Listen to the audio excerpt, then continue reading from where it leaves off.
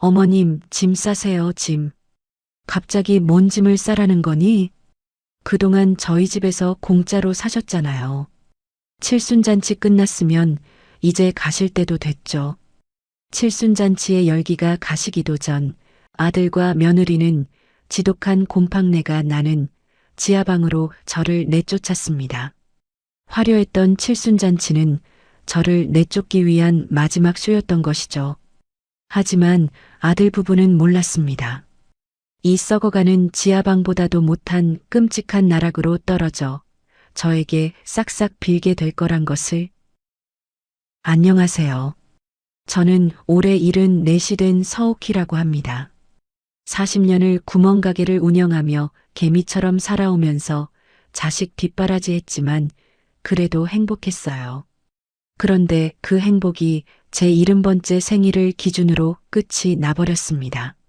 아직도 깊은 상처로 남은 그때의 이야기, 그리고 지금의 이야기를 함께 들려봐 드릴까 해요. 그날은 제 칠순잔치 날이었습니다. 동네에서 제일 큰 식당을 빌려서 잔치를 열었어요. 아들 경준이와 며느리 주연이가 정성스럽게 준비한 잔치였죠. 40년 동안 구멍가게를 하면서 정을 나눈 단골 손님들이 모두 찾아왔습니다. 오래된 친구들도 꽃다발을 들고 하나둘씩 모여들었어요. 식당 안은 금방 사람들로 가득 찼습니다. 며느리 주연이가 제 손을 꼭 잡고 웃으며 말했습니다. 어머님, 오늘 너무 고우세요. 역시 주인공은 다르시다니까요. 어서 여기 상석에 편하게 앉아 계세요. 다른 건 저희가 다 할게요. 저는 그저 며느리의 싹싹한 모습에 마음이 뿌듯했습니다. 주연이는 손님들이 올 때마다 문 앞까지 쏜살같이 달려나가 반갑게 맞이했어요. 아이고, 어서 오세요. 저희 어머님 칠순잔치에 와주셔서 정말 감사합니다. 이쪽으로 오셔요. 친구 정숙이가 제 손을 꼭 잡고는 눈시울을 붉혔습니다. 오키야, 진짜 축하한다. 평생 고생만 하더니 아들 덕에 이런 호강도 다 받고 정말 장하다. 정수가 고마워. 와줘서 정말 고마워. 손님들이 쉴 새 없이 축하 인사를 건넸습니다. 동네 슈퍼주인 김 사장이 쩌렁쩌렁한 목소리로 외쳤어요. 우리 오키 씨, 아들 하나 정말 잘 키웠네. 이 동네에서 제일 큰 식당을 통째로 빌려서 잔치를 열다니.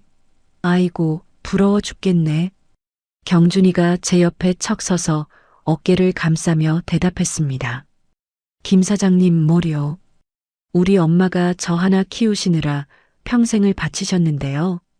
이 정도는 아무것도 아니죠. 사람들이 여기저기서 감탄하며 박수를 쳤습니다. 요즘 같은 세상에 저런 효자가 어디 있어. 그러게 말이야. 며느리도 얼마나 싹싹해.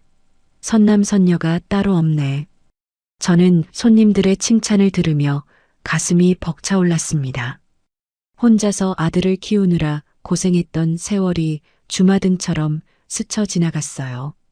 남편을 일찍 여의고 어린 경준이를 업고 구멍가게를 시작했던 그때가 생각났습니다. 새벽같이 일어나 가게 문을 열고 밤늦게까지 장사를 하던 날들이었죠. 경준이 학비를 벌기 위해 쉬는 날도 없이 일했던 기억이 났습니다. 주연이가 마이크를 잡고 또랑또랑하게 말했습니다. 오늘 어머님을 위해서 특별히 떡과 최고급 한정식으로 준비했습니다. 어머님과 어르신들이 좋아하실 만한 메뉴로만 골랐어요. 많이 드세요. 손님들이 또 환호하며 박수를 쳤죠. 저는 며느리의 말에 가슴이 뭉클했습니다.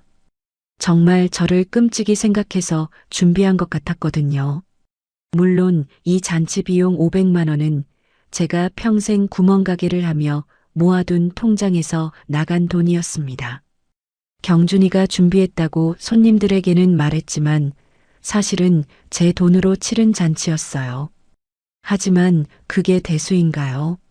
아들이 정성껏 자리를 마련해준 그 마음이 고마워서 저는 기꺼이 통장에서 돈을 꺼내줬습니다.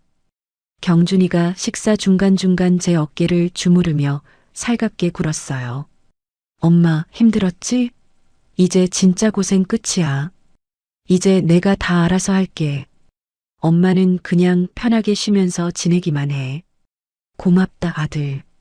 저는 아들의 듬직한 손을 덥석 잡았습니다. 이제는 편안한 노후를 아들 내외와 함께 보낼 수 있겠다는 생각이 들었어요. 하지만 마음 한구석에는 애써 외면하고 싶은 작은 불안감이 있었습니다. 5년 전 그 일이 자꾸만 머릿속에 떠올랐어요. 어느 날 경준이가 저에게 무릎까지 꿇고 부탁했을 때였죠. 엄마, 나 사업 시작해야 하는데 은행에서 담보를 요구해. 엄마 명의로 된 이 집 잠깐만 내 앞으로 옮겨주면 안 될까? 대출만 받고 바로 다시 옮겨줄게. 응? 저는 하나뿐인 아들의 간절한 부탁에 아무 의심 없이 도장을 찍어줬습니다. 경준이는 눈물까지 글썽이며 고맙다고 제 손을 얼마나 세게 잡았는지 모릅니다. 그런데 딱 그때부터였습니다. 아들 부부의 태도가 미묘하게 달라지기 시작한 것이요. 특히 주연이의 눈빛이 예전처럼 따뜻하지 않았습니다. 저를 볼 때마다 왠지 모르게 귀찮아하는 기색이 역력했죠. 하지만 오늘만큼은 그런 걱정을 다 잊고 싶었습니다. 이렇게 큰 잔치를 열어준 아들 부부가 정말 고마웠어요. 제 걱정이 그저 기우이기를 바랐습니다. 잔치가 끝나고 집으로 돌아오는 길이었습니다. 주연이가 핸드폰을 보며 경준이에게 퉁명스럽게 말했습니다. 자기야, 언제 도착해? 나 오늘 하루 종일 웃었더니 피곤해 죽겠네. 경준이가 힐끔 주연이를 보더니 다시 저를 보며 말했습니다. 엄마, 오늘 피곤했지? 70평생 고생만 했잖아. 이제 진짜 좀 쉬어. 저는 아들의 말에 고개를 끄덕이며 희미하게 웃었습니다. 그래, 이제 너희들이랑 편하게 지내고 싶구나. 그게 내 마지막 소원이다. 경준이가 백미러 속 제 눈을 똑바로 보며 대답했습니다. 응, 엄마가 아주 편하게 지낼 수 있게 해줄게. 경준이의 말투가 그날따라 정말 다정했죠. 저는 미소를 지으며 창밖의 어두운 거리를 바라봤습니다. 잔치 다음 날 아침이었습니다. 갑자기 주연이가 제 방문을 벌컥 열고 들어왔어요. 그런데 그 얼굴에는 어제의 그 살가운 웃음이 온데간데 없고 싸늘한 시선이 가득했습니다. 어머님, 짐 싸세요. 뭐, 짐? 짐 싸시라고요. 오늘 이사 가셔야 하니까. 이사라니? 갑자기 무슨 소리냐? 반지하 월세방 하나 계약해 놨으니까요. 오늘 당장 그쪽으로 가세요. 저는 제 귀를 의심했습니다. 주연아, 무슨 농담을. 주연이가 코웃음을 쳤습니다. 농담이요? 어머님, 제가 지금 농담하는 걸로. 그때 경준이가 방에서 나왔습니다. 엄마, 이제 엄마 혼자 사시는 게 편하실 거야. 경준아, 너까지 왜 그래? 나는 여기서 살 거다. 경준이가 제 눈을 피하며 냉정하게 말했습니다. 엄마, 이 집, 이제 내 집이야. 5년 전에 명예 확실하게 내 앞으로 넘어왔잖아. 저는 가슴이 철렁 내려앉았습니다. 경준아, 그래도 어떻게 엄마를 내쫓을 생각을 해? 주연이가 제 말을 끊고 비웃었습니다. 어머님, 칠순잔치까지 떡하니 차려드렸잖아요. 그동안 공짜로 살게 해드린 것만도 감사하게 생각하셔야죠. 뭐라고? 저는 충격으로 말문이 막혔습니다. 5년 전 명의 이전을 할 때부터 전부 쫓아낼 준비를 하고 있었던 겁니다. 어머니, 반지하 월세 20만 원은 우리가 내줄게. 고마운 줄 아세요. 그리고 이사 짐센터는 이미 불렀어요. 1시간 뒤면 도착할 거예요. 빨리 싸세요. 주연이가 핸드폰 시계를 보며 덧붙였습니다. 경준아, 제발 나한테 이러지 마. 네가 어떻게 나한테 이러니? 경준이가 짜증스럽게 말했습니다. 아, 엄마, 제발 좀 감정적으로 굴지 마. 그냥 각자 편히 살자고. 1시간 후, 정말 이삿짐 센터 직원들이 왔습니다. 그들은 제 낡은 옷가지와 이불 몇 개만 척척 박스에 담았어요. 저는 멍하니 서 있다가 직원에게 물었습니다. 저기요, 저기 장롱이랑 그릇들은요? 짐센터 직원이 저를 힐끔 보더니 말했습니다. 아, 저것들은 다 버리라고 하셨는데요? 누가요? 아드님이요. 제 손때가 묻은 가구들, 단골 손님들이 정이라며 선물해준 그릇들, 제 추억이 모두 버려지는 거였습니다. 저는 피눈물을 흘리며 짐을 쌌습니다. 60년을 살아온 내 집에서 저는 이렇게 거지처럼 쫓겨나는 거였습니다. 트럭을 타고 도착한 곳은 지독한 곰팡이 냄새가 가득한 반지하 방이었습니다. 창문은 땅 밑에 있어서 흙먼지 묻은 사람들의 발만 보였어요. 누군가 지나갈 때마다 시끄러운 신발 소리가 머리를 울렸습니다. 이삿짐 센터 직원들이 제 낡은 박스 몇 개를 방구석에 툭 내려놓고 갔습니다. 저는 그 순간 깨달았습니다. 제 인생이 완전히 무너졌다는 것을요. 어제 그 화려했던 칠순잔치의 행복이 모두 거짓이었다는 것을요. 저는 차가운 바닥에 주저앉아 소리내어 울었습니다. 어떻게 내 아들이 나한테 이럴 수가 있을까요? 평생을 아들 하나만 보고 살았는데. 하지만 우는 것만으로는 아무것도 해결될 게 없었습니다. 저는 눈물을 닦고 일어섰어요. 당장 내일부터 어떻게 살아야 할지 그걸 생각해야 했습니다. 반지하 방에서 첫날 밤을 보냈습니다. 천장이 낮아서 숨이 막힐 것 같았어요. 가져온 이불은 금방 축축하고 퀴퀴한 냄새가 배었고 코를 찌르는 곰팡이 냄새에 숨이 막혔습니다. 평생 살던 집에서 하루아침에 쫓겨났다는 게 도무지 믿기지 않아 눈을 감아도 잠이 오지 않았습니다. 눈을 감아도 잠이 오지 않고 한숨만 푹푹 나왔습니다. 퀭한 눈으로 일어나 화장실로 가서 수도꼭지를 트니 붉은 녹물이 콸콸 섞여 나왔습니다. 냉장고는 손바닥만 해서 김치 한 통 넣으면 다른 건 넣을 공간조차 없었습니다. 저는 생계를 위해 일자리를 찾아 나섰습니다. 하지만 70살 노인을 쓰겠다는 곳은 많지 않았어요. 동네 식당을 하나씩 찾아다녔습니다. 대부분 나이가 너무 많다며 고개를 저었지만 마침내 한 중국집에서 설거지 일을 구했습니다. 주인 아주머니가 저를 위아래로 훑어보며 퉁명스럽게 말했습니다. 할머니, 우리 가게 일 무지하게 힘든데 허리 아파서 쓰러지는 거 아니에요? 아닙니다. 할 수 있습니다. 제가 40년 동안 가게를 했어요. 그럼 하루에 4만 원 드릴게. 대신 아침 10시부터 저녁 6시까지 8시간 꼬박 일해야 해요. 중간에 아프다고 가면 일당 없어요. 네, 알겠습니다. 감사합니다. 다음 날부터 저는 식당에서 일을 시작했습니다. 아침 10시에 출근해서 저녁 6시까지 일했어요. 뜨거운 설거지 물에 손이 금방 빨갛게 부어올랐습니다. 기름기 많은 접시들이 산더미처럼 끊임없이 쌓였어요. 허리를 구부리고 서서 일하다 보면 등이 결리고 다리가 퉁퉁 부었습니다. 그때마다 주인 아주머니가 뒤에서 소리쳤습니다. 아이고 할머니, 그것만 닦으면 어떡해. 너무 느려 터졌네. 좀 빨리빨리 움직여요, 빨리. 네, 죄송합니다. 더 빨리 하겠습니다. 늙은이가 일은 느려 터져가지고 답답해 죽겠네. 점심시간에는 손님 많아서 정신없다고요. 저는 입술을 꽉 깨물며 눈물을 삼켰습니다. 더 빨리 움직이려고 애썼어요. 하지만 몸이 제 마음대로 말을 듣지 않았습니다. 점심시간이 폭풍처럼 지나가면 잠깐 쉴 수 있었어요. 저는 식당 뒷마당에 주저앉아서 한숨을 쉬었습니다. 무릎이 욱신거리고 허리도 끊어질 듯 아팠습니다. 저녁 6시에 일을 마치고 나오면 다리가 후들거렸어요.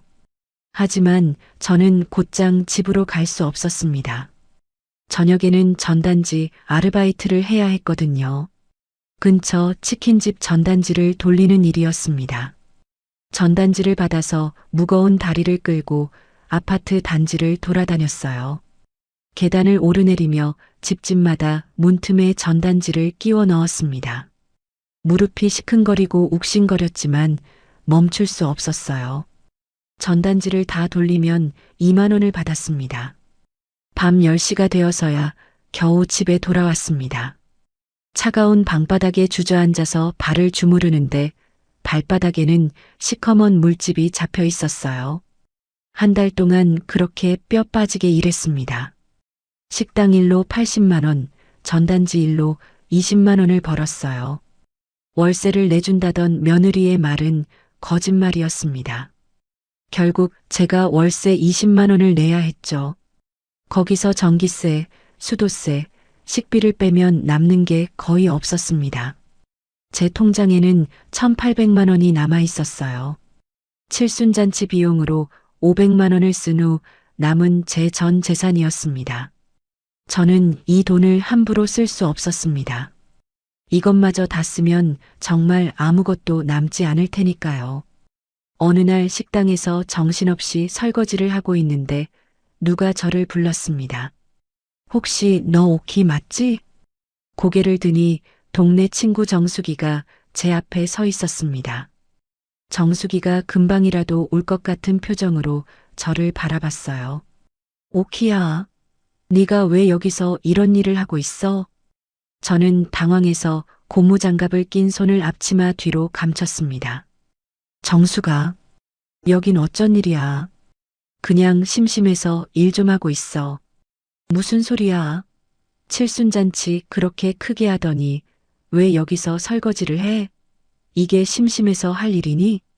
아이고, 집에만 있으니까 답답해서. 나야 뭐 일하는 게 체질이잖아. 정수기가 제 손을 덥석 잡았습니다. 손이 뜨거운 물에 불고 거칠게 부르터 있었어요. 오키야, 너 무슨 일 있는 거지? 솔직하게 말해봐. 아무 일도 없어. 정말이야. 걱정하지 마. 정수기가 깊은 한숨을 쉬며 말했습니다. 오키야, 사실 동네에 이상한 소문이 돌고 있어.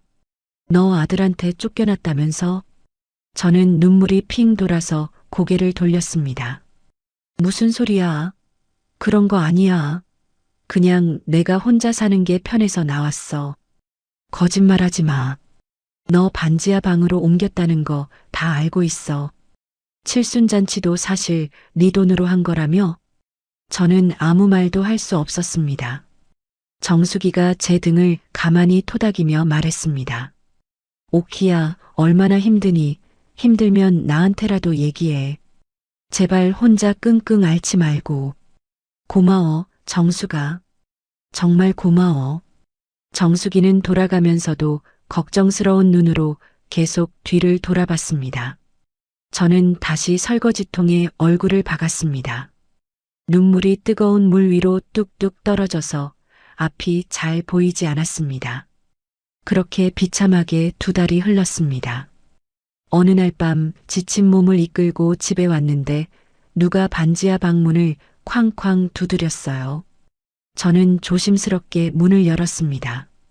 경준이와 주연이가 불쾌한 표정으로 저를 밀치고 들어왔어요.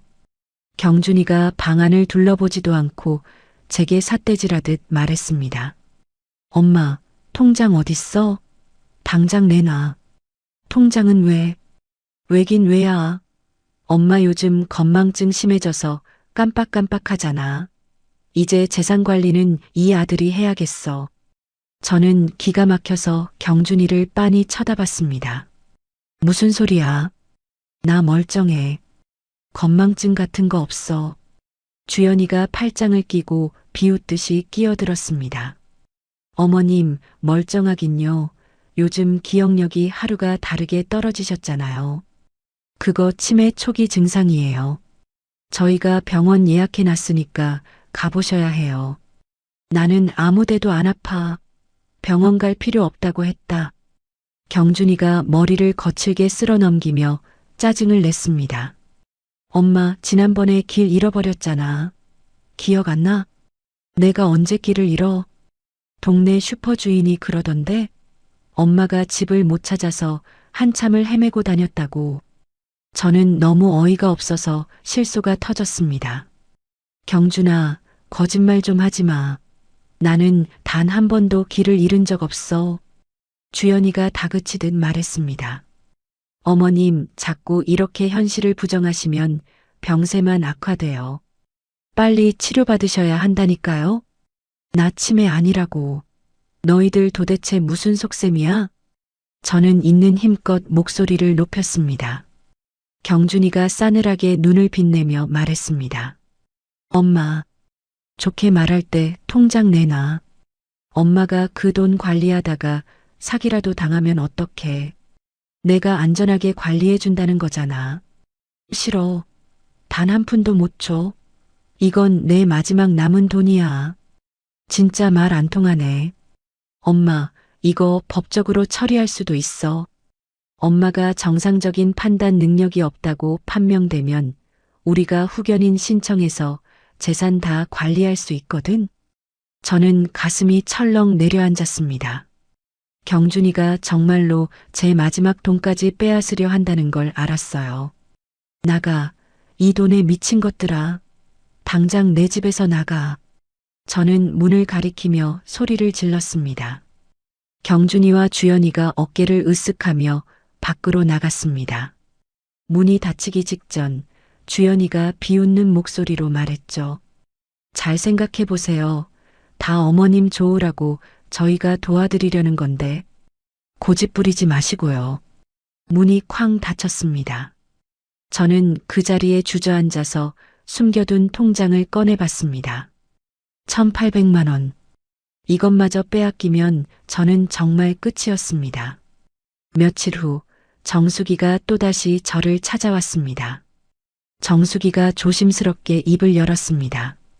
오키야, 동네에 도는 소문 들었어? 무슨 소문? 네 며느리 주연이가 네가 치매라고 동네방네 얘기하고 다니고 있어. 저는 정수기를 멍하니 바라봤습니다. 뭐라고? 주연이가 이웃들한테 우리 어머님이 치매 초기라서 걱정이다. 자꾸 돈을 숨기고 길을 잃으신다고 울면서 말하고 다닌다더라. 저는 온몸에 힘이 쭉 빠졌습니다. 주연이가 저를 정신병자로 몰아가며 거짓 소문을 퍼뜨리고 있었던 겁니다. 오키야, 이거 그냥 두면 안 돼. 이러다 너 정말 큰일 나. 뭐라도 해야지. 뭘 어떻게 해? 하나뿐인 며느리를 고소할 수도 없고. 정수기가 제 손을 꽉 잡았습니다. 오키야, 정신 바짝 차려. 통장만은 절대 넘기지 마. 무슨 일이 있어도 그거라도 지켜야 해. 알아, 그럴 생각이야. 정수기가 돌아간 후 그날 밤 저는 반지하 방 곰팡이 핀 천장을 보며 누워 있었습니다. 창문 밖으로는 여전히 사람들의 발소리가 시끄럽게 들렸습니다. 눈을 감고 있자니 이렇게 사는 게 도대체 무슨 의미가 있을까? 차라리 이대로 눈 감고 일어나지 않는 게 낫지 않을까? 라는 끔찍한 생각이 머릿속을 맴돌았습니다. 하지만 저는 고개를 세차게 저었어요. 아닙니다. 아직은 포기할 수 없었습니다. 반지하 방으로 쫓겨난 지 석 달째 되던 날이었습니다. 저는 그날도 어김없이 중국집 주방에서 기름때 묻은 접시와 씨름하고 있었어요. 지워지지 않는 기름때를 닦으며 한숨을 푹 쉬고 있었습니다. 그때 식당 앞문이 열리는 소리가 났습니다. 실례합니다. 혹시 서옥희님 계신가요? 저는 고개를 번쩍 들었습니다. 아주 깔끔한 정장 차림의 젊은 남자가 저를 찾고 있었어요. 식당 주인 아주머니가 저를 턱짓으로 가리키며 퉁명스럽게 말했습니다. 저기 설거지하는 할머니요. 왜요? 젊은 남자가 주방 안쪽 구석에 처박힌 제게로 망설임 없이 다가왔습니다. 그가 제 앞에서 환하게 웃으며 말했습니다. 사장님, 저 기억 안 나세요? 저는 젖은 손으로 얼굴을 닦으며 남자를 자세히 들여다봤어요. 낯이 익은 것 같기도 하고 하지만 도무지 기억이 나질 않았습니다. 저를 아세요? 누구신지. 저 재혁이에요. 이재혁? 재혁이? 저는 너무 놀라서 손에 쥐고 있던 수세미를 바닥에 떨어뜨리고 말았습니다. 재혁이라고? 정말 네가 그 재혁이란 말이니? 네, 사장님. 맞아요. 30년 만이죠. 저는 도저히 믿을 수가 없었습니다. 30년 전 제 구멍가게 앞에서 배고파서 울고 있던 그 꼬마가 이렇게 훤칠하게 컸다니요. 당시 10살이었던 재혁이는 부모님을 잃고 홀로 지내던 아이였어요. 저는 가게 뒷방에서 밥을 먹이고 쌀쌀해지면 옷도 챙겨줬었습니다. 재혁아, 아이고 정말 네가 맞구나. 재혁이가 제 거칠어진 손을 덥석 잡았습니다. 네, 사장님 찾느라 정말 힘들었어요. 아니, 어떻게 날 찾았어? 사장님을 찾으려고 알아보다가 이 동네 정수기 아주머니를 우연히 만났어요. 그분께 이 식당에서 일하신다는 얘기를 겨우 들었어요. 저는 눈물이 핑 돌았습니다. 30년이 지났는데 저를 잊지 않고 찾아와 준 재혁이가 너무 고마웠어요. 재혁이가 지저분한 주방을 둘러보며 목소리를 떨었습니다. 사장님, 근데 여기서 왜 설거지를 하고 계세요? 그냥 일이 필요해서. 정수기 아주머니한테 다 들었어요. 아드님이 사장님 내쫓으셨다면서요? 저는 부끄러워서 고개를 돌렸습니다. 재혁이가 떨리는 목소리로 말했습니다. 사장님, 제가 당장 아드님한테 가서 따지고 올게요. 어떻게 은혜도 모르고 이런. 안 돼, 재혁아. 그건 우리 가족 일이야. 네가 끼어들 일이 아니야. 재혁이가 눈시울을 붉혔습니다. 사장님 덕분에 제가 포기하지 않고 여기까지 왔어요. 그런 사장님이 이렇게 고생하시는 걸 제가 어떻게 보고만 있습니까? 재혁아, 고맙다. 그 얘기는 이제 그만하고 넌 지금 뭐하고 지내니? 재혁이가 주머니에서 명함을 꺼내 제 손에 쥐어줬습니다. 대기업 식품 계열사 상무이사 이재혁. 재혁아, 아이고, 네가 이렇게 성공했어? 네, 다 사장님 덕분이에요. 저는 가슴이 벅차올랐습니다. 그 작고 배고팠던 아이가 이렇게 훌륭하게 자랐다니요. 며칠 후 재혁이가 다시 저를 찾아왔습니다. 제가 식당 일을 마치고 나오길 밖에서 기다리고 있었어요. 사장님, 저 사장님께 제안할 게 하나 있어요. 무슨 제안? 제가 최근에 베이커리 카페에 투자를 했습니다. 그 카페 운영을 사장님께서 맡아주셨으면 합니다. 저는 너무 어이가 없어서 웃음이 나왔습니다. 재혁아, 너 지금 나 놀리니? 나 70이야. 이 늙은이가 무슨 카페를 운영해? 사장님은 40년 동안 장사를 하셨잖아요. 저는 그 경험과 노하우가 필요합니다. 아이고, 구멍가게랑 카페가 같니? 카페는 젊은 사람들이나 하는 거지. 재혁이가 아주 진지한 얼굴로 제게 말했습니다. 월급 300만 원 드릴게요. 그리고 카페 수익의 10%를 추가로 사장님께 드리겠습니다.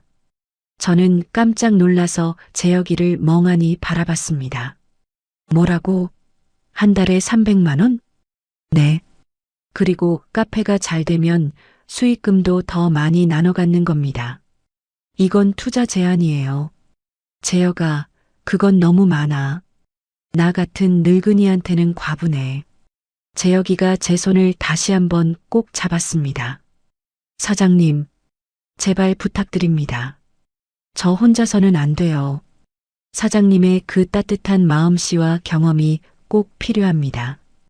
저는 마음이 복잡해졌습니다. 70이 넘어서 새로운 일을 시작한다는 게 너무나 두려웠어요. 재혁아, 나 생각 좀 해볼게. 네, 사장님. 천천히 생각해보고 연락 주세요. 그날 밤 곰팡내 나는 반지하 방에 누워 밤새 생각했습니다.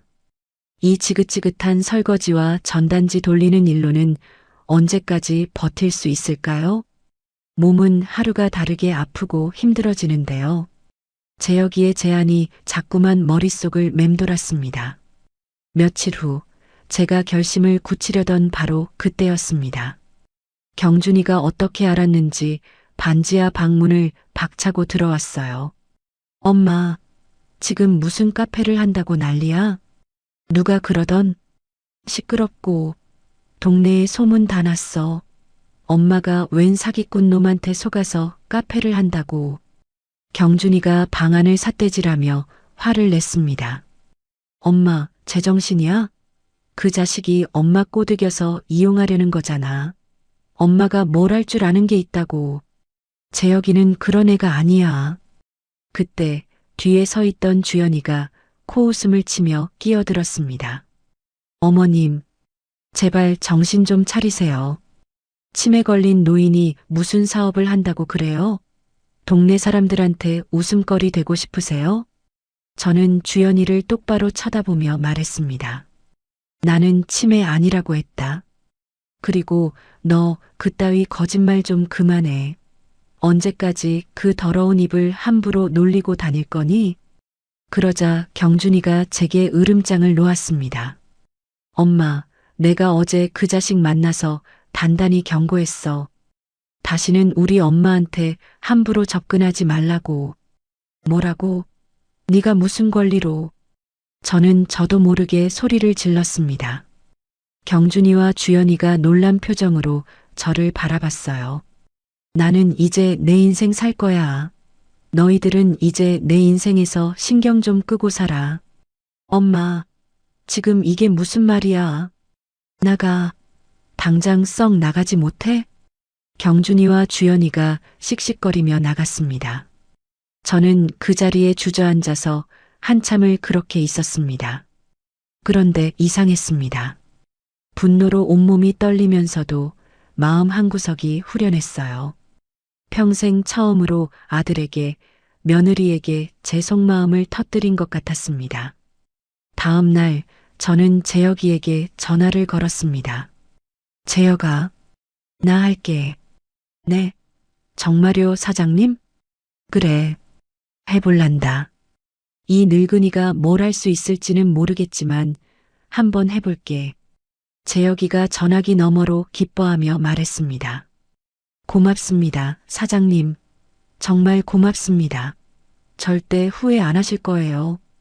일주일 후 재혁이가 저를 카페로 데려갔습니다. 신도시 상가 1층, 가장 햇볕이 잘 드는 모퉁이 자리였어요. 아직 공사가 한창이었지만 통유리창으로 햇빛이 쏟아져 들어왔습니다. 사장님, 여기가 저희 카페입니다. 세상에 참 넓고 좋다, 재혁아. 한 달 후에 오픈할 겁니다. 그때까지 사장님께서 준비하시면 돼요. 재혁이가 저에게 2명의 젊은 직원을 소개했습니다. 여기는 우리 카페 바리스타를 맡아줄 은지 씨예요. 은지라는 젊은 아가씨가 저를 보고 환하게 웃으며 90도로 인사했습니다. 안녕하세요, 사장님. 저는 박은지라고 합니다. 잘 부탁드립니다. 그리고 여기는 우리 제빵을 책임질 혁수 씨고요. 혁수라는 젊은 남자가 수줍게 고개를 숙이며 인사했습니다. 안녕하세요. 이혁수입니다. 저는 어색하게 두 사람에게 인사했습니다. 아이고, 안녕하세요. 저는 서욱희예요. 잘 부탁해요. 내가 나이가 많아서 혹시라도 불편하면 바로바로 얘기해줘요. 은지가 제 손을 잡으며 웃었습니다. 아니에요, 사장님. 오히려 저희가 사장님한테 배울 게 많을 것 같아요. 40년 장사 노하우 저희한테 팍팍 전수해 주세요. 다음 날부터 저는 반지하 방이 아닌 햇살 가득한 카페로 출근했습니다.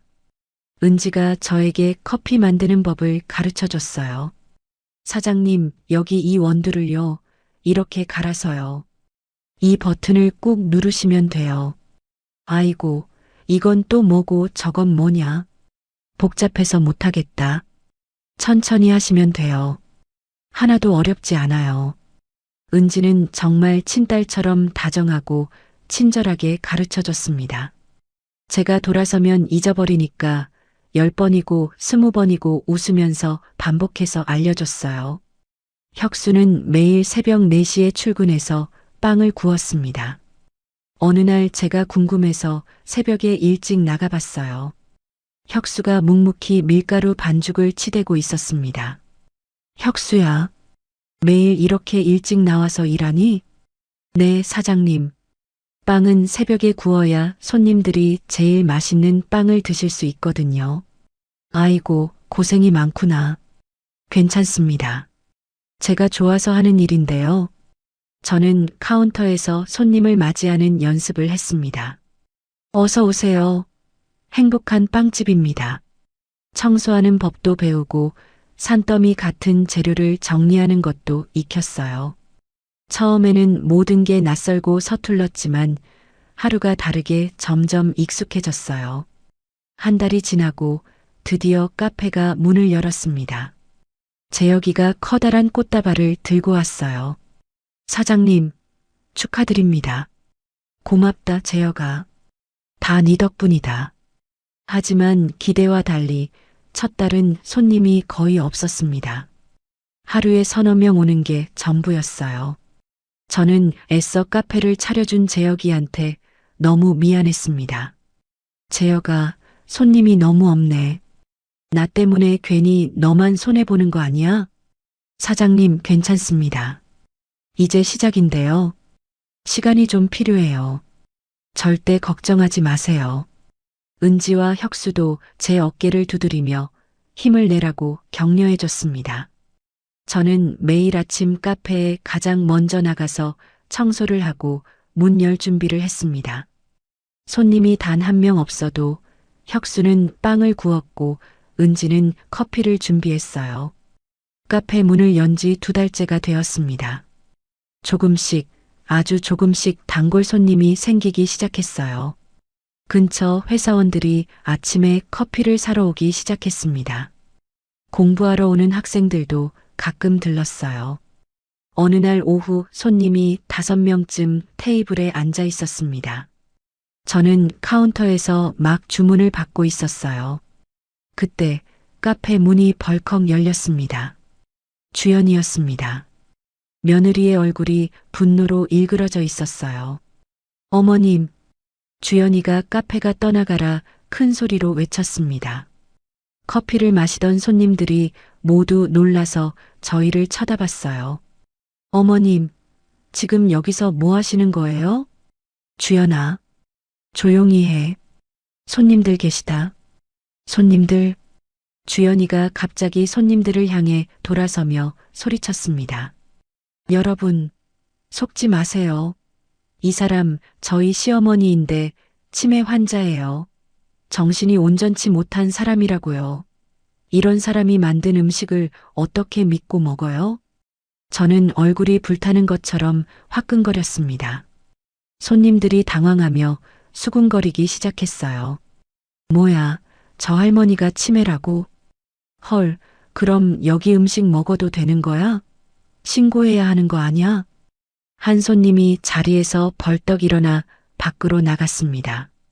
다른 손님들도 겁에 질린 표정으로 하나둘씩 따라 나갔어요. 주연아, 너 정말 그만해. 어머님이 그만두세요. 치매 걸렸으면 집구석에 조용히 처박혀 있을 것이지. 어딜 나와서 이 망신을 시켜요. 그때 사무실에서 소리를 듣고 재혁이가 뛰어나왔습니다. 아니, 지금 여기서 뭐 하시는 겁니까? 당신 뭐야? 당신이 우리 어머님 꼬드긴 그 사기꾼이지? 시어머니 이용해서 돈 벌려는 속셈이지? 말 함부로 하지 마시죠. 당장 나가세요. 경찰 부르기 전에. 경찰? 좋아. 경찰 불러. 이 사람들이 지금 치매 환자 데려다가 강제 노동시키고 있다고. 내가 신고할 거야. 은지가 핸드폰 카메라를 꺼내들며 앞으로 나섰습니다. 저도 지금부터 다 찍을게요. 업무방해랑 명예훼손으로 당장 고소할 거예요. 주연이가 은지를 잡아먹을 듯이 노려봤습니다. 뭐? 고소? 웃기지 마. 주연이가 욕설을 한바탕 퍼붓더니 씩씩거리며 카페를 나갔습니다. 쾅! 하고 문이 닫히자 저는 그 자리에 다리가 풀려 주저앉았습니다. 너무 창피하고 부끄러워서 죽고 싶었습니다. 재혁이가 저를 일으켜 세웠습니다. 사장님, 괜찮으세요? 어디 다치신 데 없으세요?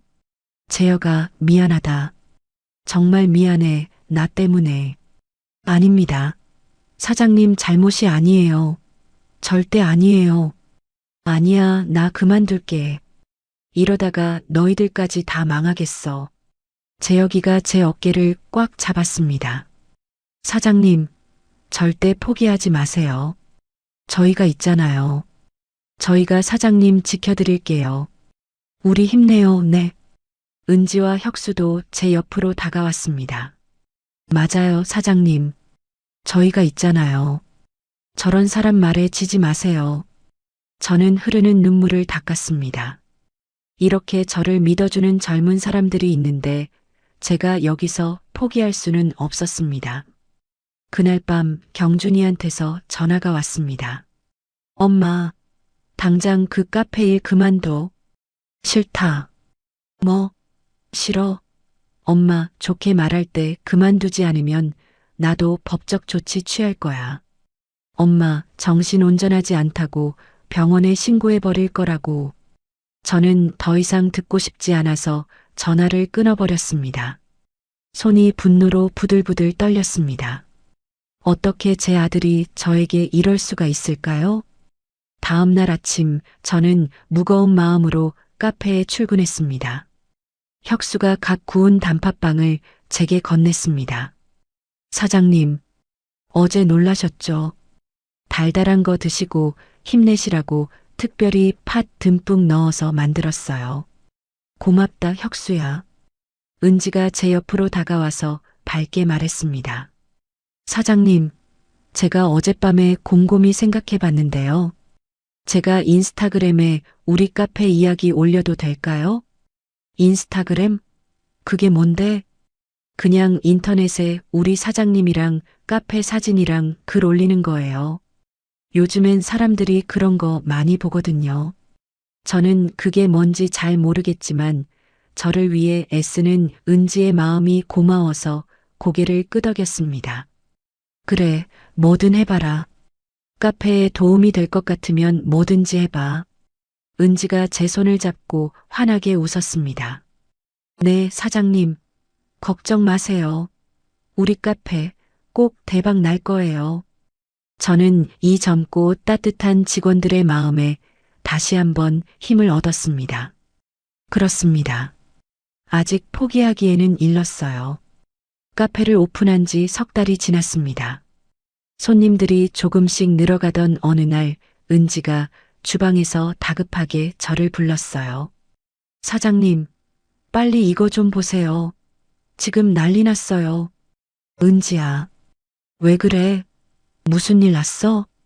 은지가 흥분을 감추지 못하고 핸드폰을 제 눈앞에 들이밀었습니다. 완전 좋은 일 났죠. 지난번에 며느님이 와서 소란 피웠던 날 제가 사장님 이야기 인스타그램에 올렸잖아요. 댓글 좀 보세요. 뭐라고 써 있는데? 잘 안 보인다. 은지가 제 옆에 바싹 붙어서 신이 난 목소리로 댓글을 하나하나 읽어줬습니다. 와, 칠순 할머니가 카페 운영하시는 거 실화? 진짜 대단하시다. 여기 꼭 가보고 싶어요. 할머니 사연 보고 팬 됐어요. 응원합니다. 힘내세요. 세상에 이 사람들이 다 나에 대해서 쓴 거라고? 네, 사장님. 지금 댓글이 1000개가 넘었어요. 은지가 제 손을 잡고 방방 뛰었습니다. 사장님, 이제 완전 유명인 되셨어요. 우리 스타 사장님. 며칠 후 정말 낯선 번호로 전화가 왔습니다. 여보세요? 안녕하세요. 혹시 행복카페 서옥희 사장님 되실까요? 저는 방송국에 근무하는 PD라고 합니다. 네, 전데요. 방송국은 무슨 일로? 다름이 아니라 인스타그램에서 사장님 이야기를 봤습니다. 저희 프로그램에서 사장님의 사연을 좀 취재하고 싶은데 혹시 시간 괜찮으실까요? 저는 너무 당황했습니다. 방송이요? 저 같은 늙은이를 뭘 찍겠다고요? 아닙니다. 사장님 이야기가 정말 감동적이거든요. 칠순의 새로운 도전을 하신다는 것 자체가 요즘 힘들어하는 많은 분들께 큰 희망을 드릴 것 같아요. 저는 재혁이와 은지에게 이 사실을 말했습니다. 재혁이가 웃으며 말했습니다. 사장님 망설일 게 뭐 있어요? 당연히 하셔야죠. 우리 카페 홍보도 되고 얼마나 좋아요. 그래도 내가 카메라 앞에 서려니 영 부담스럽고 떨리는데 은지가 제 손을 꼭 잡았습니다. 사장님, 걱정 마세요. 사장님은 그 자체로 멋있으시니까요. 저는 결국 취재를 승낙하고 방송 촬영 날이 왔어요. 커다란 카메라와 조명이 카페 안으로 들어왔고 저는 떨리는 마음으로 앞치마 자락만 매만졌어요. PD가 저를 안심시키려는 듯 웃으며 말했습니다. 사장님, 너무 긴장하지 마시고 그냥 평소에 하시던 대로 편하게 해주세요. 카메라에 빨간 불이 들어오고 작가가 부드러운 목소리로 질문했습니다. 사장님, 칠순이라는 나이에 이렇게 카페를 시작하시게 된 특별한 계기가 있으신가요? 저는 숨기지 않고 솔직하게 대답했습니다. 사실 제가 칠순잔치 바로 다음 날 아들 며느리와 살던 집에서 쫓겨났어요. 네, 쫓겨나셨다고요? 네. 그래서 반지하 방에서 설거지 일을 하다가 기적처럼 은인을 만났죠. 은인이라면? 네. 지금으로부터 30년 전에 제가 배고파서 울던 아이한테 밥을 준 적이 있어요. 그 아이가 저를 찾아와서 이 카페를 제안했어요. 작가가 눈시울을 붉혔습니다. 세상에, 그럼 사장님이 베푸신 선행이 30년 만에 돌아온 거네요. 그런 것 같아요. 그래서 저도 손님들한테 더 잘해드리려고 노력해요. 구멍가게를 40년 동안 하셨다고 들었어요. 네, 혼자서 아들 하나 키우느라 40년을 꼬박했죠. 촬영이 끝나고 PD가 제 손을 잡았습니다. 사장님, 정말 멋진 분이십니다. 방송 나가면 큰 반응이 있을 것 같아요. 일주일 후 방송이 나갔습니다. 저는 카페에서 재혁이, 은지, 혁수와 함께 옹기종기 모여 방송을 봤어요. 화면에 제 얼굴이 나오자 낯설고 어색했지만 신기했습니다.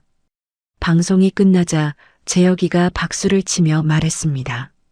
사장님, 디아, 정말 잘하셨네요. 감동적인데요? 그래, 늙은이가 주책맞게 나와서 영 민망한데. 다음 날 아침 정말 기적이 일어났습니다. 카페 문을 열자마자 사람들이 줄을 서 있었어요. 할머니, 방송 정말 잘 봤어요. 너무 멋있으세요. 응원해요. 할머니, 저희랑 사진 한 장만 같이 찍어주실래요? 저는 어색해서 손사래를 쳤어요. 아이고, 나 같은 늙은이랑 사진을 찍어서 뭐 한다고 그래. 아니에요, 사장님. 정말 존경스러워요. 저희 엄마한테도 보여드릴 거예요. 저는 점점 손님들과 이야기하는 게 즐거워졌습니다. 손님 한 분 한 분의 얼굴과 이름을 기억하려고 노력했어요. 40년 전 구멍가게를 할 때처럼 말이죠. 어느 날 은지가 결산을 끝내고 통장을 들고 달려왔습니다. 사장님, 이번 달 수익이 무려 1,000만 원이에요. 순수익만요. 뭐라고? 1,000만 원? 재혁이가 저를 보며 환하게 웃었습니다. 네, 사장님. 그러니까 사장님 몫은 기본 급여 300만 원에 수익의 10% 100만 원을 더해서 총 400만 원입니다. 400만 원? 저는 제 귀를 의심했습니다. 한 달에 400만 원을 버는 날이 제게 올 줄은 꿈에도 몰랐어요. 재혁아, 이거 너무 많은 거 아니야? 나한테 이렇게 많이 줘도 돼? 무슨 말씀을요, 사장님. 다 사장님 덕분에 우리 카페가 이렇게 잘 되는 건데요. 당연히 받으셔야죠. 은지가 제 통장에 돈을 바로 입금해 줬습니다. 저는 찍힌 숫자를 보며 눈물이 났어요. 그 춥고 곰팡내 나던 반지하 방에서 설거지를 하며 하루에 4만 원 벌던 제가 이제는 한 달에 400만 원을 버는 카페 사장이 되었습니다. 재혁이가 제게 말했습니다. 사장님, 이제 그 곰팡내 나는 반지하 방은 정리하시죠. 건강에 정말 안 좋아요. 햇빛 드는 좋은 곳으로 이사 가세요. 그래야겠지? 저는 정수기한테 전화를 걸었습니다. 정수가, 나 이사 가려고 해. 정말? 아이고, 잘 생각했다. 어디로? 반지하 말고 햇빛이 쨍쨍 드는 곳으로 가야지. 정수기가 제 일처럼 기뻐하며 말했습니다. 오키야, 정말 잘 됐다. 내가 당장 방 알아봐 줄게. 이사도 내가 도와줄게. 일주일 후, 저는 햇빛이 잘 드는 깨끗한 2층 원룸으로 이사했습니다. 작은 방이었지만 환한 창문이 있었고 화장실도 깨끗했으며 작은 부엌도 있었습니다. 정수기가 짐을 날라주며 제 손을 잡았습니다. 오키야, 이제야 정말 사람 사는 집 같다. 고생 끝났어. 그러게 말이다, 정수가. 나도 그래. 그날 저녁 카페 직원들이 집들이 선물을 들고 찾아왔습니다. 은지가 예쁜 화분을 들고 왔어요. 사장님, 새집 장만하신 거 축하드려요. 이거 햇빛 좋아하니까 창가에 두고 키우세요. 공기 정화에 최고래요. 혁수는 이런저런 생활용품을 한 보따리 가져왔습니다. 재혁이는 커다란 커피 머신을 선물했습니다. 사장님, 이제 집에서도 편하게 맛있는 커피 드시라고요. 저는 가슴이 벅차올랐습니다. 이 나이에 이런 따뜻한 행복을 다시 느낄 수 있다니요. 은지가 제 방을 예쁘게 꾸며주고는 함께 사진을 찍었습니다. 사장님, 우리 새 집에서 같이 찍어요. 하나, 둘, 셋. 이건 또 어디에 쓰려고 찍는 거야? 당연히 인스타그램에 올려야죠. 사장님 새 집 구경하고 싶어 하는 팬분들이 얼마나 많다고요. 저는 혼자 사는 게 더 이상 외롭지 않았습니다. 오히려 마음이 편하고 자유로웠어요. 누구 눈치 보지 않고 제 마음대로 살 수 있었습니다. 은지가 제 인스타그램 계정도 따로 만들어줬습니다. 사장님, 이제 사장님 계정으로 직접 글도 올려보세요. 내가 어떻게 그런 걸 해? 제가 다 가르쳐 드릴게요. 여기 사진기 모양 누르시고요. 여기다가 글 쓰시고요. 그 다음에 이 버튼 누르시면 돼요. 쉽죠? 저는 서툴지만 조금씩 배웠습니다. 카페에서 일어나는 일상들을 사진으로 찍어서 올렸어요. 오늘 새로 나온 빵이에요. 맛있게 드세요. 금방 댓글이 달렸습니다. 할머니 너무 귀여우세요. 빵 사러 당장 갈게요. 할머니 늘 응원해요. 건강하세요. 팔로워가 어느새 10,000명을 넘었습니다. 은지가 저보다 더 신나서 말했습니다. 사장님, 이제 진짜 인플루언서세요. 인플루언서? 그게 또 뭔데? 하, 인스타그램에서 엄청 영향력 있는 사람이란 뜻이에요. 어느 날은 한 커피 회사에서 연락이 왔습니다. 사장님, 저희 제품 협찬해 드리고 싶은데요. 협찬이요? 네. 저희 커피 원두를 사용해 보시고 괜찮으시면 사장님 인스타그램에 한번 올려주실 수 있을까요? 물론 광고비는 따로 넉넉히 챙겨드리겠습니다. 저는 재혁이한테 물어봤습니다. 재혁아, 나 이런 거 해도 되는 거야? 사장님, 당연하죠. 제품이 좋은 제품이라면 얼마든지 하세요. 이제 사장님 인스타그램 영향력이 엄청 크시니까요. 정말 신기한 일이었습니다. 70이 넘어서 인터넷 스타가 될 줄은 꿈에도 몰랐어요. 어느 날 제빵사 혁수가 저를 불렀습니다. 사장님, 우리 카페만의 특별한 시그니처 메뉴를 만들고 싶은데요. 사장님만의 레시피로요. 내 레시피? 네. 사장님이 40년 동안 만드신 그런 특별한 음식이요. 그걸 빵이랑 결합해보면 어떨까요? 저는 잠시 생각해 봤습니다. 글쎄, 다른 건 모르겠고, 김치는 있는데, 내가 40년 동안 하루도 안 거르고 담근 김치. 혁수의 눈이 반짝였습니다. 김치요? 그거 정말 좋아요.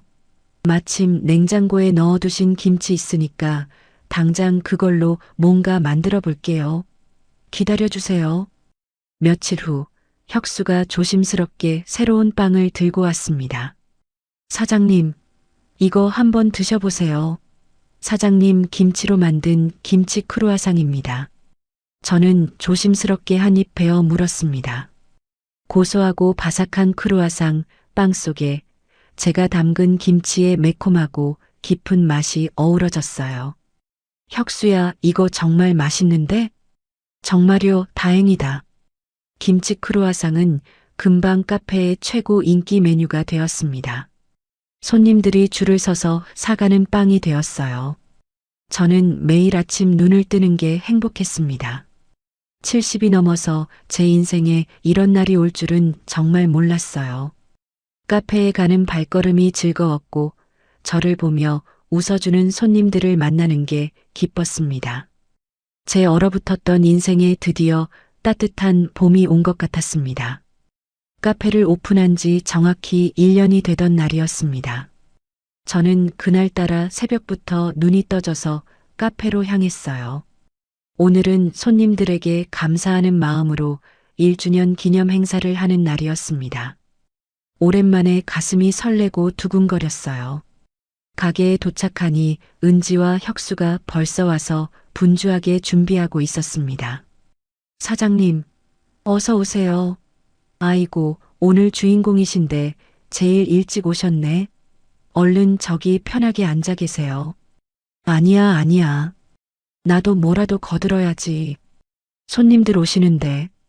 은지가 제 손을 잡아 끌며 못 박았습니다. 안 돼요. 오늘은 절대 안 됩니다. 사장님은 오늘 저희가 챙겨드리는 것 받기만 하시는 날이에요. 아셨죠? 오전 11시가 되자 손님들이 모여들기 시작했습니다. 늘 뵙던 반가운 단골 손님들이었죠. 정수기가 남편과 함께 제 손을 덥석 잡았습니다. 오키야. 아이고, 장하다, 내 친구. 1년 만에 이렇게 번듯하게 성공할 줄 누가 알았겠어. 내가 다 눈물이 나네. 다 네가 도와준 덕분이야, 정수가. 동네 상인의 사람들도 찾아왔습니다. 커다란 축하 화환이 카페 입구를 든든하게 지켰습니다. 오후 2시 드디어 본격적인 행사가 시작됐습니다. 재혁이가 마이크를 잡고 사람들 앞에 섰습니다. 여러분, 오늘 이렇게 바쁘신데 와주셔서 정말 감사합니다. 저희 행복 카페가 드디어 오픈 1주년을 맞이했습니다. 사람들이 뜨거운 박수를 쳤습니다. 재혁이가 저를 가만히 바라보며 말을 잇는데 목소리가 조금 떨리는 것 같았어요. 여기 계신 서옥희 사장님을 처음 만난 건 아득한 30년 전입니다. 저는 그때 부모도 없이 떠돌던 10살짜리 고아였습니다. 순간 카페 안이 조용해졌습니다. 너무 배가 고파서 구멍가게 앞을 서성이고 있었죠. 그때 사장님이 저를 보시고는 아무것도 묻지 않으시고 안으로 데리고 들어가셨습니다. 재혁이의 목소리가 점점 더 떨렸습니다. 따뜻한 밥을 주셨습니다. 추울까봐 옷도 챙겨주셨어요. 저한테는 어머니 같은 분이셨습니다. 저는 눈앞이 흐려져서 고개를 숙였습니다. 그런 사장님이 칠순이 넘어서 힘든 시기를 보내신다는 소식을 들었습니다. 그래서 제가 받은 은혜의 10,000분의 1이라도 갚고 싶었습니다. 재혁이가 제게 다가와 손을 잡았습니다. 사장님, 정말 존경합니다. 저는 평생 사장님을 제 어머니처럼 생각하고 모시겠습니다. 여기저기서 훌쩍이는 소리가 들렸습니다. 사람들이 큰 박수를 쳤어요. 저는 흐르는 눈물을 닦으며 일어났습니다. 재혁아, 이렇게 훌륭하게 잘 자라줘서 내가 더 고맙다. 재혁이가 저를 꼭 안았습니다. 저는 30년 전 밥 한 술에 눈물을 뚝뚝 흘리던 그 작은 소년을 떠올렸습니다. 배고파서 떨던 그 아이가 이렇게 훌륭한 사람이 되어서 제 앞에 서 있었습니다. 행사가 끝나고 재혁이가 저를 따로 불렀습니다. 사장님, 이번 달 매출 보셨어요? 드디어 1억 원 넘었습니다. 뭐, 1억? 네. 그래서 이번 달 사장님 몫은 1,000,000원이 넘을 겁니다. 재혁아, 나 이렇게 많이 받아도 되는 거니? 이거 너무 많은 거 아니야? 재혁이가 환하게 웃으며 말했습니다. 아닙니다, 사장님. 사장님이 피땀 흘려 일하신 만큼 당연히 받으시는 겁니다. 저는 통장을 확인했습니다. 카페에서 일한 지 1년 동안 모은 돈이 어느새 5천만 원이 넘었어요. 반지하 방에서는 상상도 못할 돈이었습니다. 며칠 후 재혁이가 새로운 제안을 했습니다. 사장님, 이제 2호점을 오픈하려고 합니다. 2호점이라고? 네, 저쪽 반대편 신도시예요. 사장님께서 2매장을 총괄 관리해 주시면 좋겠습니다. 재혁아, 내가 그걸 할 수 있을까? 물론이죠. 사장님 아니면 이 일은 아무도 못합니다. 얼마 후 2호점이 문을 열었습니다.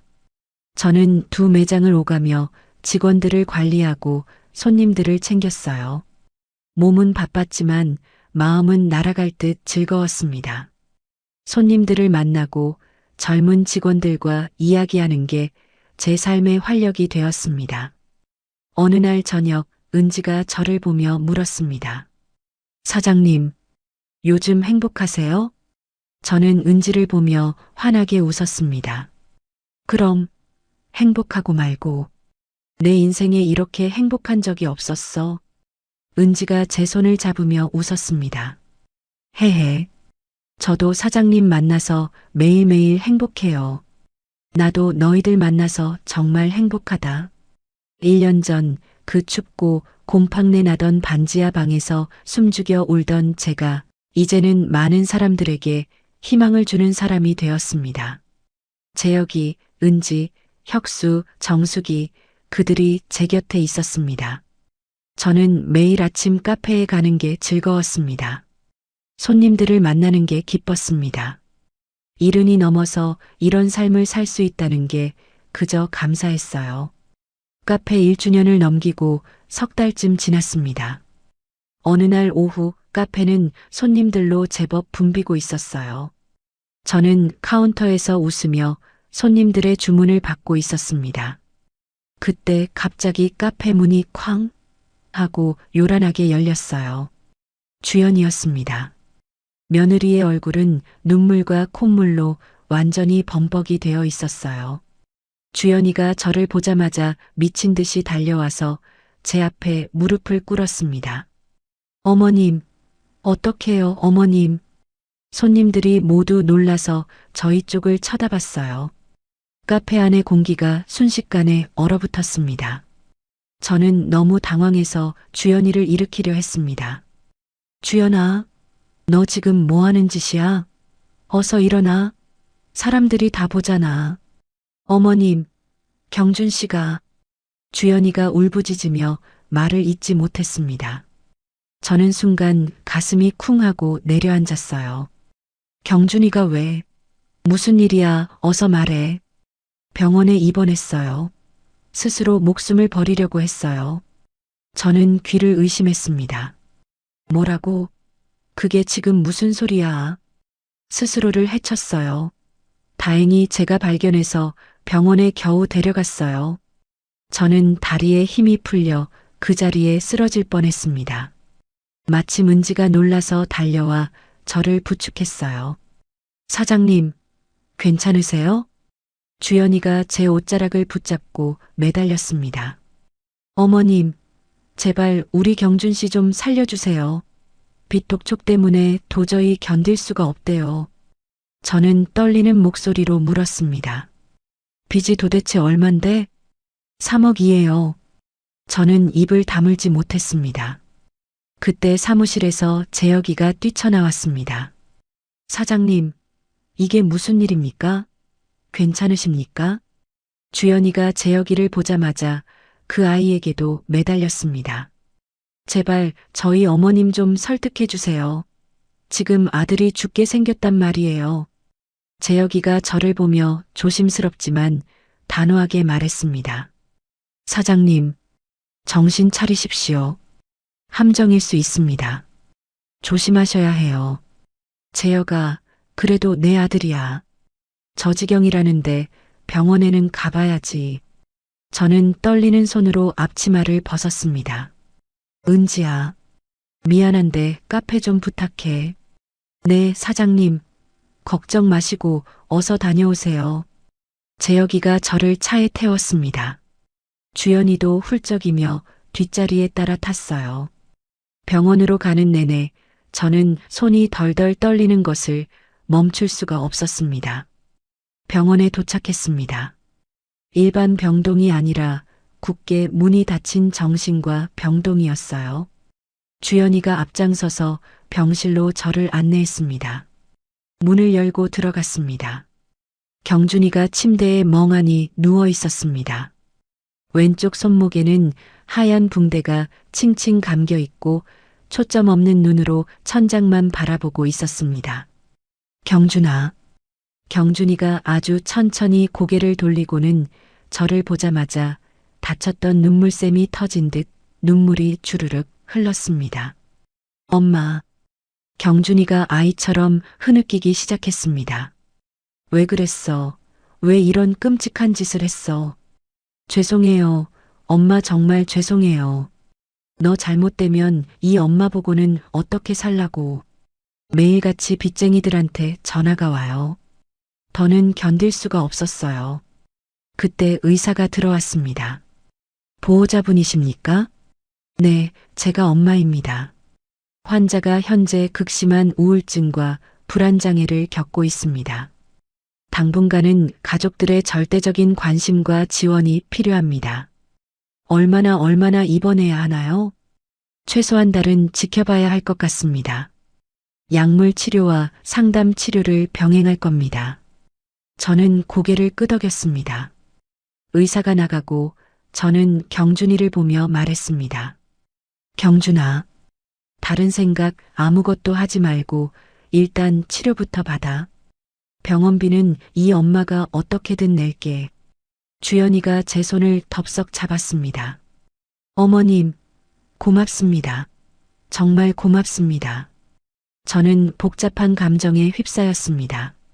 아들이 밉고 원망스러웠지만 그래도 제 아들이기에 차마 외면할 수는 없었습니다. 그날부터 저는 경준이의 치료비를 대기 시작했습니다. 한 달에 100만 원씩 꼬박꼬박 들어갔어요. 거기다 주연이가 고시원에 산다며 먹고 살 돈이 한 푼도 없다고 생활비도 달라고 했습니다. 어머님, 저희 정말 굶어 죽게 생겼어요. 쌀 돈도 없어요. 얼마나 필요한데? 한 달에 50만 원만이라도 주세요. 저는 결국 생활비까지 주기 시작했습니다. 한 달에 150만 원씩 제 통장에서 꼬박꼬박 빠져나가기 시작했어요. 통장 잔고가 조금씩 줄어들었습니다. 그러던 어느 날 카페에 낯선 남자들이 찾아왔습니다. 딱 봐도 인상이 험악하고 덩치가 큰 남자 2명이었어요. 여기가 서옥희 씨 가게 맞나? 네, 제가 서옥희인데요. 무슨 일로? 당신 이경준이 엄마 맞지? 아들 빚 갚아야 할 거 아니야? 카페에 있던 손님들이 수군거리기 시작했습니다. 저는 당황해서 말했습니다. 여기서 이러지 마시고 밖으로 나가서 얘기해요. 아니, 여기서 얘기할 거야. 아들놈이 3억을 빌려갔으면 갚아야지. 갚지도 않고 도망 다니잖아. 그건 제가 빌린 돈이 아니에요. 엄마가 당연히 책임져야지. 당신이 연대보증 섰잖아. 저는 깜짝 놀랐습니다. 무슨 소리예요? 제가 연대보증을 언제 섰다고 그래요? 기억 안 나셔? 5년 전에 진명에 넘길 때, 그때 아들놈이 서류 뭉치에 같이 끼워 넣었더라고. 여기 떡하니 사장님 도장 찍혀 있네? 저는 머릿속이 하얘졌습니다. 5년 전 경준이가 사업자금 필요하다고 도장을 찍어달라고 했을 때, 그때 연대 보증 서류까지 함께 있었던 겁니다. 어머니, 당장 아들 빚 3억 갚으쇼.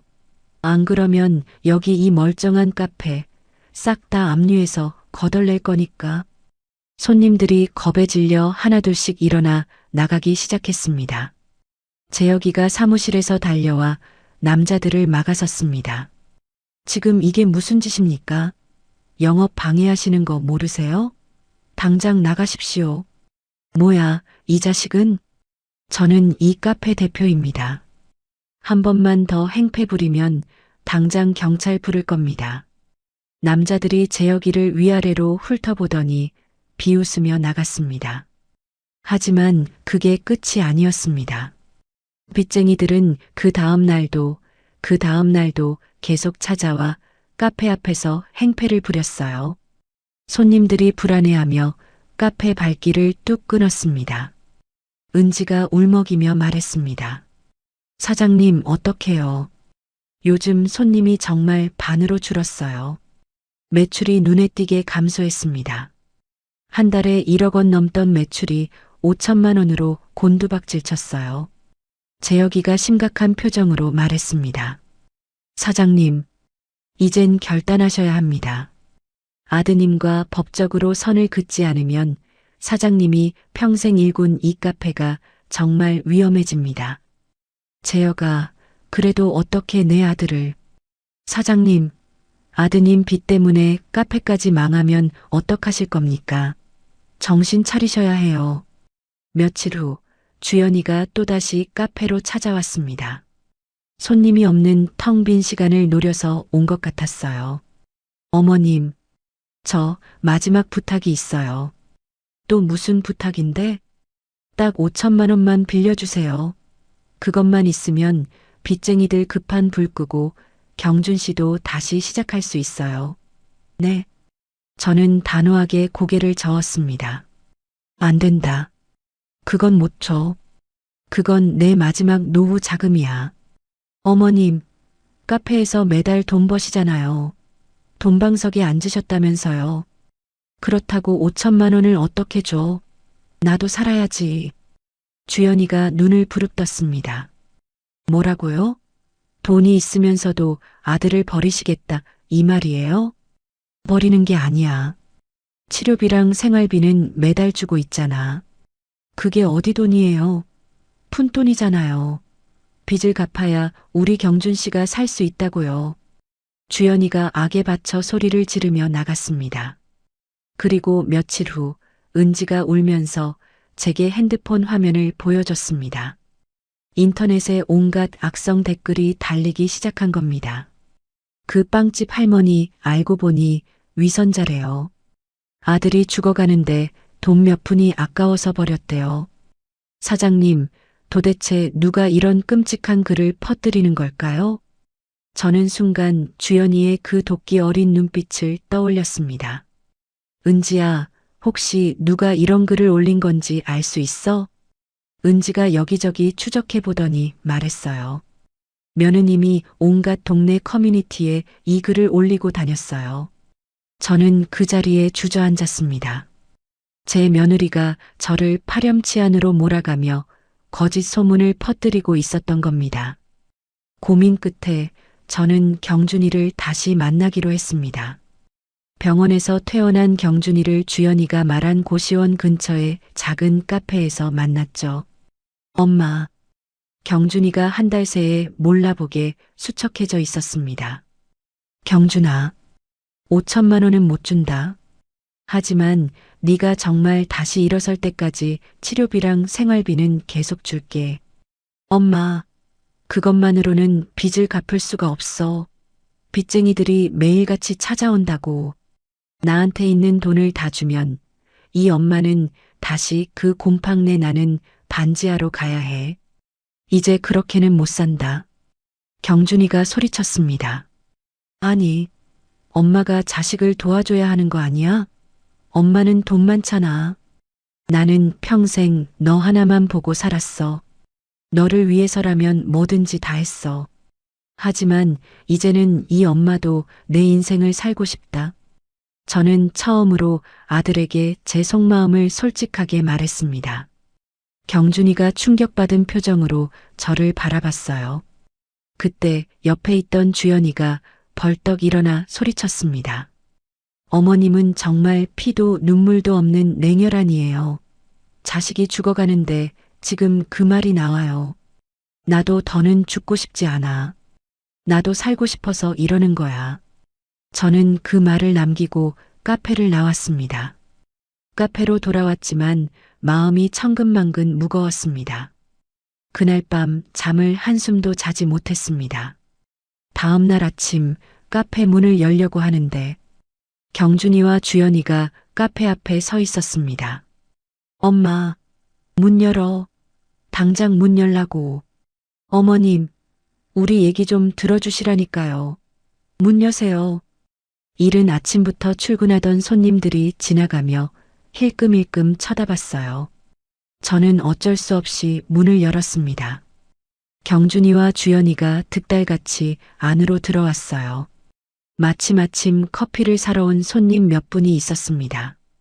주연이가 갑자기 그 손님들을 향해 큰 소리로 말했습니다. 여기 계신 손님 여러분, 이 사람의 진짜 얼굴을 아셔야 합니다. 이 사람이 돈 때문에 아들이 죽어가는데도 자식을 버린 비정한 엄마예요. 손님들이 당황해서 저희를 쳐다봤습니다. 경준아, 주연아, 당장 그만해. 여기서 이러지 말고 나가. 안 나가. 아니, 못 나가. 엄마가 오늘 5천만 원 줄 때까지 여기서 한 발짝도 안 나갈 거야. 경준이가 카페 바닥에 주저앉아 버텼습니다.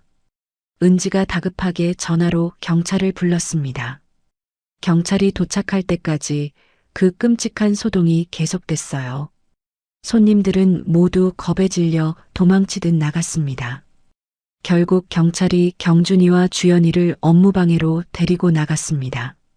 저는 텅 빈 카페 바닥에 그만 주저앉았습니다. 재혁이가 제 어깨를 잡았습니다. 사장님, 이젠 정말 법적 대응을 하셔야 합니다. 재혁아, 내가 어떻게 자식을 고소해. 사장님, 이러다가 사장님이 평생 일군 모든 것이 다 망가집니다. 카페도 정말 망한다고요. 저는 눈물을 멈출 수가 없었습니다. 어떻게 해야 할지 정말 아무것도 모르겠었어요. 아들을 버릴 수도 없고 제 새로운 인생과 카페를 포기할 수도 없었습니다. 저는 그날 밤 혼자 집에서 소리내어 울었습니다. 성공했다고, 이제 행복해졌다고 생각했는데 또다시 이렇게 무서운 위기가 찾아왔습니다. 저는 며칠 밤을 꼬박 새우며 고민했습니다. 카페 매출은 그야말로 반토막이 났고 애꿎은 직원들만 힘들어했어요. 은지는 매일같이 쏟아지는 악성 댓글 때문에 손님들 몰래 눈물을 훔쳤습니다. 혁수는 저에게 차마 말은 못하고 재혁이에게 카페를 그만둘까 고민한다고까지 했습니다. 보다 못한 재혁이가 무거운 표정으로 제 사무실로 들어왔습니다. 사장님, 이제 선을 그으셔야 합니다. 아주 명확하게요. 사장님이 인간적으로 도와줄 수 있는 마지막 선을 정하세요. 그리고 그 이상은 단 한 푼도 안 된다고 못을 박는 겁니다. 저는 한참을 생각하다가 입을 열었습니다. 각서를 받을까? 좋은 생각입니다. 이왕 하실 거면 법적 효력이 있도록 공증까지 받으시죠. 다음 날 저는 떨리는 손으로 경준이에게 전화했습니다. 경준아, 너희들 지금 당장 공증사무소로 나와. 경준이의 목소리가 금세 밝아졌습니다. 뭐, 공증사무소? 왜? 엄마, 드디어 5천만 원 주기로 한 거야? 그건 아니고 만나서 얘기 좀 하자.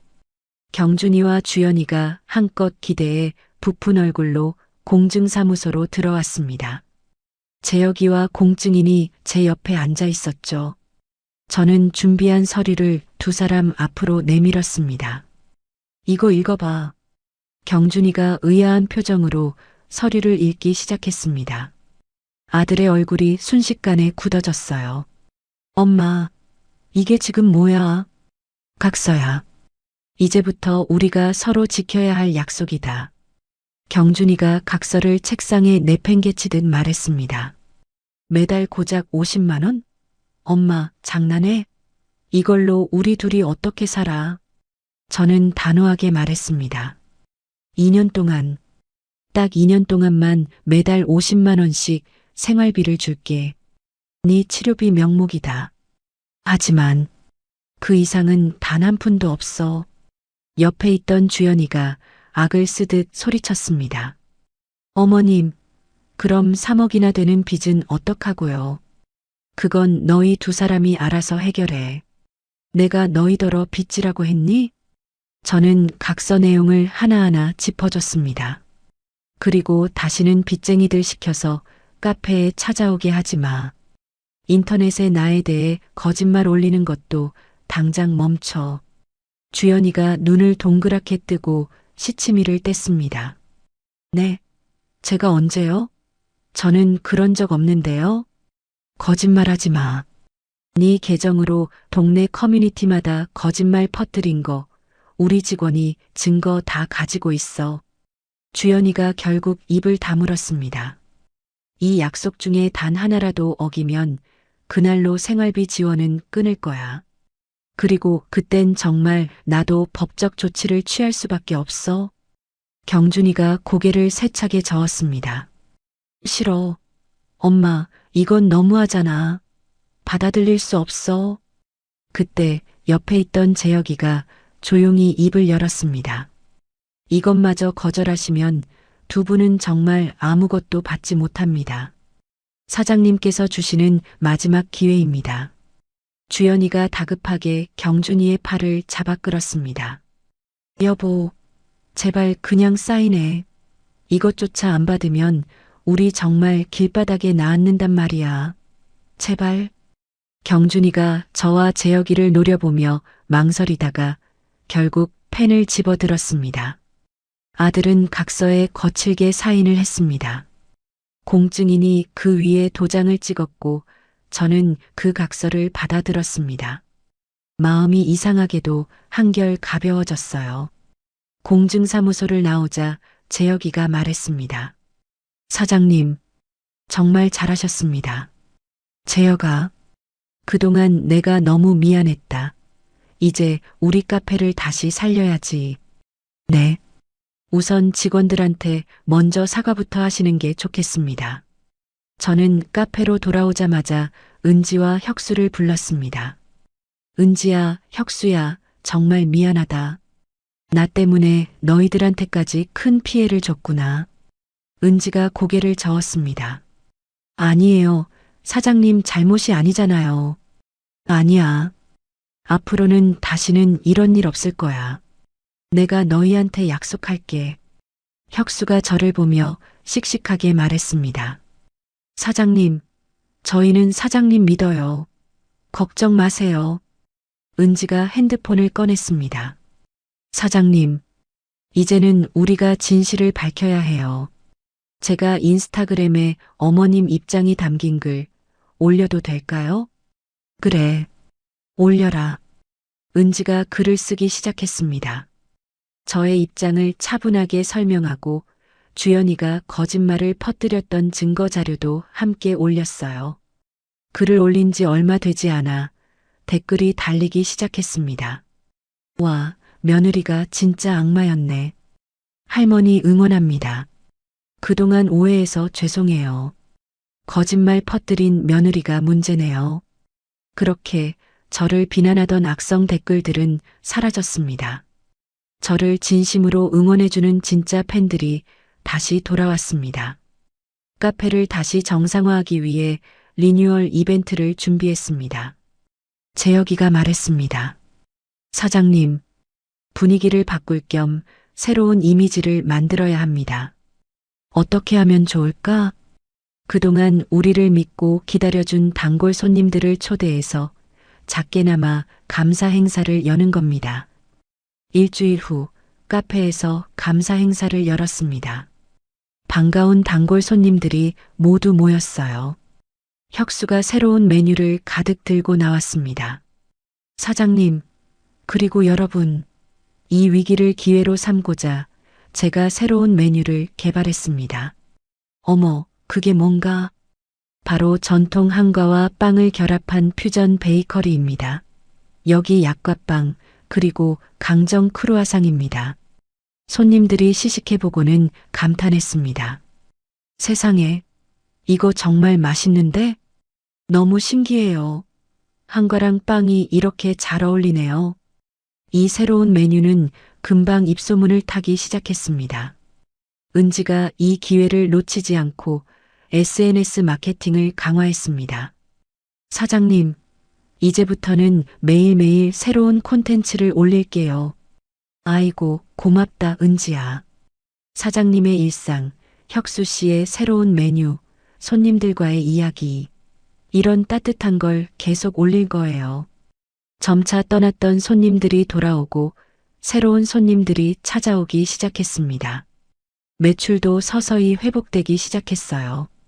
한 달이 지나자 매출은 다시 예전 수준으로 돌아왔습니다. 재혁이가 기뻐하며 말했습니다. 사장님, 이제 3호점 계획을 다시 추진할 수 있겠습니다. 뭐, 3호점? 네, 투자자들을 다시 설득했습니다. 다들 사장님의 위기 대처 능력을 보고 오히려 더 믿는다고 합니다. 저는 이번 위기를 겪으며 저 자신이 더 강해진 것 같았습니다. 이대로 무너질 것 같았지만 결국 다시 일어섰어요. 어느 날 정수기가 카페로 찾아왔습니다. 오키야, 혹시 나 여기서 일 좀 하면 안 될까? 정수가, 네가? 갑자기 왜? 응, 자식들 다 키워놓고 집에만 있으니까 너무 심심해. 나도 너처럼 멋지게 일하고 싶다.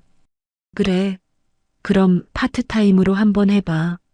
제 오래된 친구 정수기가 카페 아르바이트로 합류했습니다. 친구와 함께 일하니 정말 든든하고 좋았어요. 저는 매일 아침 카페에 출근하는 게 정말 행복했습니다. 저는 약속대로 매달 경준이의 계좌로 50만 원을 보냈습니다. 다행히 그 이후로 아들 부부로부터 어떤 추가 요구도 없었어요. 빚쟁이들도 더 이상 카페에 찾아오지 않았습니다. 그렇게 석 달쯤 지났을 때였습니다. 퇴근하고 집에 가니 우편함에 낯선 편지 한 통이 들어 있었어요. 보낸 사람은 다름 아닌 경준이었습니다. 저는 조심스러운 마음으로 편지를 열었습니다. 아들의 서툰 글씨가 보였어요. 엄마께, 저는 지금 작은 공장에서 기술을 배우며 일하고 있습니다. 매일 아침 6시에 출근해서 저녁 6시에 퇴근해요. 몸은 힘들지만 마음은 편하게 성실하게 일하고 있습니다. 주연이도 편의점 야간 아르바이트를 시작했어요. 저희는 이제 고시원에서 나와 작은 월세방에서 검소하게 살고 있습니다. 엄마가 보내주시는 50만 원은 제 치료비와 최소한의 생활비로 쓰고 있습니다. 나머지는 저희가 벌어서 생활하고 있습니다. 병원에서 정신과 치료를 꾸준히 받으면서 제가 얼마나 큰 죄를 지었는지 깨달았습니다. 제가 죽지 않고 다시 사람답게 살 수 있게 해주셔서 감사합니다. 빚도 주연이와 둘이서 조금씩 갚아가고 있습니다. 아주 오래 걸리겠지만 포기하지 않을게요. 엄마, 부디 건강하세요. 못난 아들 경준 올림. 저는 편지를 다 읽고 나서 저도 모르게 눈물을 흘렸습니다. 제 아들이 정말 변하고 있는 것 같았습니다. 하지만 솔직히 아직 아들을 웃으며 만날 마음의 준비는 되지 않았습니다. 제가 받은 상처가 아직 다 아물지 않았거든요. 저는 그 편지를 서랍 깊숙한 곳에 넣었습니다. 언젠가 제가 아들을 웃으며 만날 준비가 되면 그때 다시 꺼내볼 겁니다. 하지만 지금은 아니었어요. 지금은 오롯이 제가 행복해야 할 시간이었습니다. 계절이 지나 따뜻한 봄이 왔어요. 벚꽃이 흩날리기 시작하는 어느 화창한 오후였어요.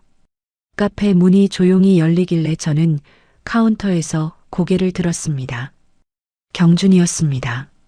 꾀죄죄하던 옷차림이 아니라 깔끔한 셔츠 차림이었고 텅 비어있던 얼굴에는 생기가 돌았습니다. 경준이는 조심스럽게 안으로 들어와 구석자리에 앉았어요. 저는 잠시 망설이다가 아들에게 다가갔습니다. 아메리카노 한 잔 주세요. 저는 묵묵히 커피를 내려서 아들 앞에 놓았습니다. 경준이가 고개를 들어 저를 봤습니다. 엄마, 잠깐 앉아 얘기 좀 하고 싶어. 저는 아들의 맞은편에 앉았습니다. 경준이가 어렵게 말을 시작했습니다. 엄마, 나 1년 넘게 공장에서 일했어. 정말 성실하게. 저는 그저 조용히 들었습니다. 빚도 한참 남았지만 꾸준히 갚고 있어. 그리고 주연이랑 둘이서 작은 떡볶이 가게 시작했어. 시장 구석에 아주 조그만 가게야. 그래. 장사가 엄청 잘 되진 않지만 그래도 우리 둘이 먹고 살 만해. 이제 우리 힘으로 사는 거야. 경준이가 커피를 한 모금 마셨습니다. 엄마, 용서 구하러 온 거 아니야. 내가 한 짓은 평생 용서받을 수 없는 일이니까. 알아. 저는 아무 말도 하지 않았습니다. 그냥 엄마가 잘 지내시는지 너무 보고 싶었어. 경준이가 카페 안을 천천히 둘러봤습니다. 엄마, 정말 대단하셔. 이렇게 성공하시다니. 대단할 거 없어. 그냥 하루하루 열심히 살았을 뿐이야. 나는 정말 짐승만도 못한 놈이었어. 엄마를 그렇게 대했으니까. 경준이의 눈에 눈물이 맺혔습니다. 이제라도 깨달아서 다행이다. 저는 짧게 대답했습니다. 우리는 아주 오랜만에 커피를 마시며 짧은 대화를 나눴습니다. 커피를 다 마시고 경준이가 자리에서 일어났습니다. 엄마, 나 갈게. 그래, 가봐. 엄마 고마워. 나 같은 놈 포기하지 않아줘서 정말 고마워. 경준이가 저에게 깊이 고개를 숙이고 나갔습니다. 저는 아들을 완전히 용서한 건 아니었습니다. 가슴에 박힌 상처가 아직 다 아물지 않았으니까요. 하지만 그래도 경준이가 스스로 변하고 있다는 걸 인정했습니다. 재혁이가 다가와 제 어깨를 가만히 두드렸습니다. 사장님, 괜찮으십니까? 응, 괜찮아. 시간이 모든 걸 해결해 줄 겁니다. 그럴까? 네. 아드님이 정말 진심으로 변하고 있는 것 같아요. 저녁이 되었습니다. 저는 카페 창문 너머로 붉게 타는 노을을 바라봤습니다. 지난 2년의 시간이 주마등처럼 스쳐 지나갔습니다. 칠순잔치 다음 날 곰팡내 나는 반지하 방으로 쫓겨났던 그때, 식당에서 설거지 일을 하며 하루에 4만 원을 벌던 그때, 재혁이를 기적처럼 다시 만나고 카페를 시작했던 그때, 꼭 2년이 흘렀습니다. 반지하 방에서 시작한 제 두 번째 인생은 이제 이렇게 찬란하게 빛나고 있었습니다. 은지가 제 곁으로 다가와 말했습니다. 사장님, 무슨 생각 그렇게 하세요?